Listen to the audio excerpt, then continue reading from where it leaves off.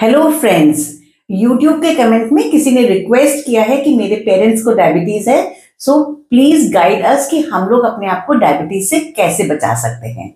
तो चलिए, welcome to Sunday talks. आज हम डिस्कस करेंगे कि आपके अगर पेरेंट्स या आपके बड़े भाई बहनों को या आपके रिलेटिव्स को डायबिटीज है तो आपको क्या करना चाहिए कि आपको डायबिटीज या तो हो ही नहीं और या फिर एटलीस्ट डिले हो जाए और आपको उसकी कॉम्प्लिकेशंस नहीं हो। यहाँ पर हम टाइप 1 डायबिटीज की बात नहीं करेंगे, उसमें हमारे पैनक्रियाज इंसुलिन ही नहीं बनाते हैं और वो एक बिल्कुल डिफरेंट चैप्टर है और वो यूजुअली यंग एज से हो जाती है और बड़े लोगों में भी होती है। बट अगर वैसा होता है तो you have to be strictly under the guidance of some endocrinologist and good doctor और आप इंसुलिन वगैरह पर रहते हैं। हम बात करेंगे टाइप 2 डायबिटीज की।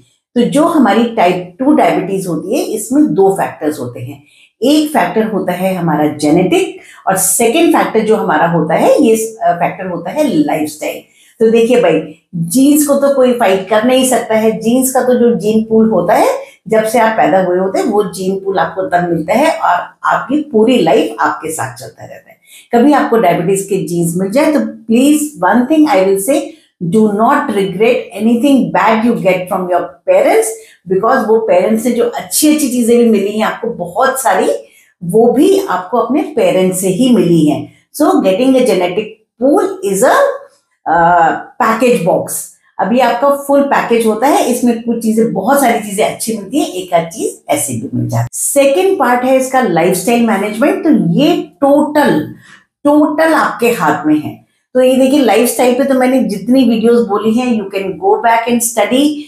मतलब अगर आप अपना लाइफस्टाइल ठीक रखते हैं तो बिलीव मी आप अपनी डायबिटीज को बहुत पोस्टपोन कर सकते हैं और साथ में आप जो है हो सकता है कि आपको हो ही ना, और अगर डायबिटीज होती भी है तो you will have minimum complications. Lifestyle में जो हमारा है वो है हमारा वेट मैनेजमेंट, सेकेंड है हमारा डाइट एंड थर्ड है हमारा एक्सरसाइज।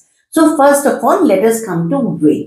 सो हमारा जो वेट होता है, जैसे आपने जिसने भी रिक्वेस्ट डाली है उनकी एज 38 है, तो प्लीज ट्राई कि आपका जो बीएमआई है वो 25 के आसपास रहे और आपको जो है ये अपना लाइफस्टाइल चेंज करके, अगर आप ओबीज हैं तो please get back to your weight. अगर आप ओवरवेट है तो you can follow my 90 days permanent weight loss series and reduce your weight in a healthy fashion. तो ओवरवेट तो आप लोगों को बिल्कुल भी नहीं होना चाहिए। You should keep your BMI between 23 to 25 और अगर वो आपके लिए प्रैक्टिकल नहीं है तो keep it as low as possible, maybe 26, 27। That is because I am saying कि आप प्रैक्टिकल रहिए। कभी कभी हम बिल्कुल एग्जैक्टली 23 to 25 नहीं हो पाते, बट जितना आप लो रहेंगे, जितना आप अपने करेक्ट बीएमआई के आसपास रहेंगे, so it will be better for you. Second important बात पर हम आते हैं, वो है हमारी डाइट। सो ये जो डायबिटीज है ये बेसिकली हमारी कार्बोहाइड्रेट मेटाबॉलिज्म डिजीज है। तो हमको इसमें अपनी डाइट को बिल्कुल ठीक रखना पड़ेगा। आप अपने हैबिट्स को ठीक रखिए, अगर ठीक है तो इट्स ओके और ठीक नहीं है तो उनको करेक्शन कीजिए। आपको इसमें नंबर 1 फास्ट फूड आपको प्लीज कोशिश करके बिल्कुल मिनिमाइज कीजिए। 0 है तो बहुत अच्छा है, बट आई विल से कि देखिए स्ट्रेस नहीं होना चाहिए, स्ट्रेस से भी डायबिटीज बढ़ती है। So once in a while it's okay, otherwise जितने भी ये पैकेट फूड्स होते हैं, जितने बेकरी आइटम्स होते हैं, जितने भी आपके केकरी आइटम्स होते हैं, इन सब का आपको जो इनटेक करना है ये बहुत कम होना चाहिए। आपकी डाइट में जो आप कार्बोहाइड्रेट्स खाते हैं ये कॉम्प्लेक्स होने चाहिए in the form of fruits, vegetables और साथ में आपके होल ग्रेन्स। इस तरीके से आप ये लेकर के और सैलेड्स वगैरह लेकर के आप अपने डाइट में सारे जो कार्बोहाइड्रेट का सोर्स है इनको कॉम्प्लेक्स रखिएगा। और प्लीज शुगर हो गया और इस तरीके की जो रिफाइंड चीजें होती है, मैदा हो गया, इन चीजों को आप बिल्कुल इंटेक जो है मिनिमम रखिए। अब नेक्स्ट चीज आते हैं हम प्रोटीन पर। तो आप अपना प्रोटीन इंटेक अच्छा रखिए। कोशिश कीजिए कि आप अपने बॉडी वेट के according 40 to 80 grams of protein per day जरूर लें। इसकी मैंने बहुत वीडियोस डाली हैं, जो मेरी 90 days की परमानेंट सीरीज है, उसको देखकर कि भाई आपको समझ में आ जाएगा कि आप इवन अगर आप वेजिटेरियन हैं you can take a very good amount of protein in your vegetarian diet अगर आप सिस्टमैटिकली खाते हैं। थर्ड चीज जो आती है वो होती है फाइबर। फाइबर को आप इग्नोर ही नहीं कर सकते हैं, क्योंकि जब हम फाइबर लेते हैं तो हमारा जो कार्बोहाइड्रेट है उसका जो एब्जॉर्प्शन होता है वो स्लो हो जाता है। जब वो स्लो हो जाता है तो हमारे पास उसकी ग्लूकोज की स्पाइक्स नहीं आती है और आपको डायबिटीज भी कम होती है। और नेक्स्ट चीज आती है हमारे फैट। हमको फैट को ओमिट नहीं करना है कि भाई फैट फ्री खाना खाना है, एक ऑप्टिमम अमाउंट ऑफ फैट हमको डाइट में लेना है। इस तरीके से आप अपनी बैलेंस डाइट बनाइए। जो नेक्स्ट मोस्ट इंपॉर्टेंट चीज है वो सारे दिन आपको नहीं खाना है, because every food gives you an insulin spike which is pre diabetic. अब जो है आप अपने दिन में जो मील टाइमिंग्स है वो फिक्स कीजिएगा।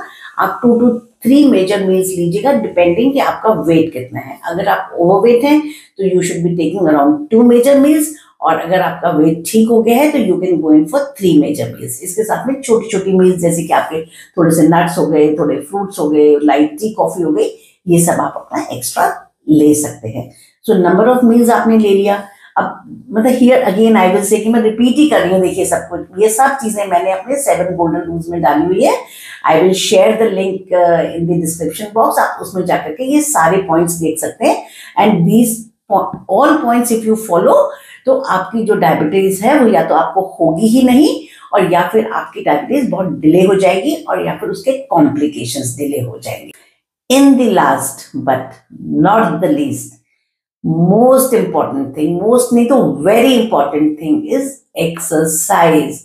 Please do not underestimate the power of exercise in lifestyle management. ये आपकी लाइफ का पार्ट होना चाहिए, जैसे हमारा सोने का पार्ट होता है, जैसे हमारा खाने का होता है, किसी भी चीज का रूटीन होता है। You don't have any excuse for not doing exercise. Your exercise should include cardio, it should include yoga and stretchings, and it should include strength training. Muscle strength training is very important. आपका muscle mass ठीक रहना चाहिए। आपका muscle mass ठीक होगा तो उसमें आपकी ग्लूकोज कंजम्पशन हायर होगी और आपकी डायबिटीज डिले होगी। इसके जो नेक्स्ट एक और पॉइंट है वो है स्ट्रेस। तो जो स्ट्रेस होता है इससे भी हमारे को डायबिटीज प्रेसिपिटेट होती है। तो प्लीज आप भी ध्यान रखिए कि बिल्कुल छोटी छोटी बातों पे स्ट्रेस मत लीजिए। अगर आपको स्ट्रेस की टेंडेंसी है या आप हाई मल्टीटास्किंग पर्सन है और आपकी जॉब का बहुत स्ट्रेस है तो do take out 15 to 20 minutes for meditation every day. अब इसके बाद आते हैं हम टेस्टिंग्स के ऊपर। तो देखिए आपने अपना पूरा लाइफस्टाइल ठीक रखा है, पर जीन्स का भी एक रोल है। तो हमको जो है ये जो डायबिटीज होती है ये साइलेंटली आती है और जब तक पता चलती है तब तक बहुत लेट हो जाता है। सो जैसे आपने बताया कि 38 ईयर्स है जिन्होंने रिक्वेस्ट डाली है, तो अगर आपकी स्ट्रॉन्ग फैमिली हिस्ट्री है डायबिटीज की तो आफ्टर 30 ईयर्स ईयरली और after 35 years every 6 monthly you should get your blood sugars tested. So you should get your fasting blood sugars done, and even I will say कि you should get your GCT done. That is glucose challenge test. इसकी video मैंने अलग से डाली हुई है कि आपको कैसे करना चाहिए। और एक HbA1c होता है जो 3 months की शुगर देता है एवरेज। ये 3 टेस्ट कराइए। बट एक टेस्ट से लेके नेक्स्ट जो 6 months और 1 year का टेस्ट है उसके बीच में अगर आप स्ट्रेस में रहेंगे कि मुझे डायबिटीज हो जाएगी, मुझे डायबिटीज हो जाएगी, तो कोई फायदा नहीं है। एक बार आपकी डायबिटीज नॉर्मल आ गई है, आपको शुगर नहीं है, तो just relax and chill. And 6 months या 1 year के बाद आप अगर करवाते हैं तो वी नो कि हमने बहुत कुछ लूज नहीं किया है, then you have to go to the doctor and they will start you on some medicines.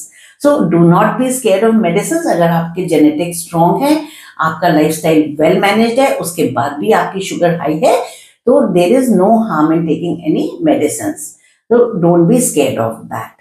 So I hope this video will help you, and bye till next Sunday.